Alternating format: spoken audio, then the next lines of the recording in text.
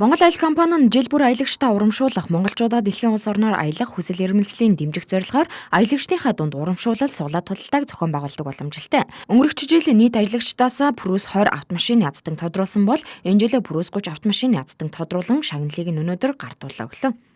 Энэ 2016 онд 250 гаруй хүнийг үнэгүй аялах эрхийн бичиг бусад одоо урамшуулдаг манай компани олгосон байгаа. Нийтдээ 2007 оноос хойш 2000 гаруй хүнийг одоо ингэж үнэгүй аялуулсан юм юутай байж байгаа. Тэгээд нь одоо бас янз янзын одоо бидүүд одоо суглаанууд, сюрпризүүдийг тийм ийм одоо явуулж байгаа.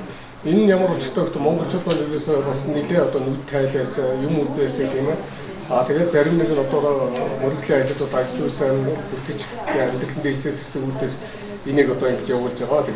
Тэгээд энэ нөгөө манай компани 50 жилийн хувьд бас 50 ажилтнаа аялуулсан байхгүй Монгол аялал компани аялуулсан. Хашаа аялсан бэ? Хэд хоног явсан? Байгаль нуур ихтгэл там мэдээлэл 4 өдөр 5 ширээ хийсэн. 8 сарын 10-аас 14-ний бас яг над руу тэр шууд нэвтрүүлгээс авсан юм уцаа авч тараад уцнаас жоо хол байтаа. Тэр ластан бол бас мэдээгүй санаад ирэх сайхан гацдаг болсон маш их үйлч.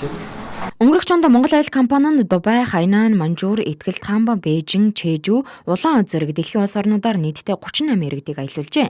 Мөн эдгээр газруудаар ирэх ондож хүссэн хүн бүр аялах боломжтойг нь тэд Монгол хүн бүрийг дэлхийдээ нэгдэж аялаж амарч зугаалах боломжийг олгодог.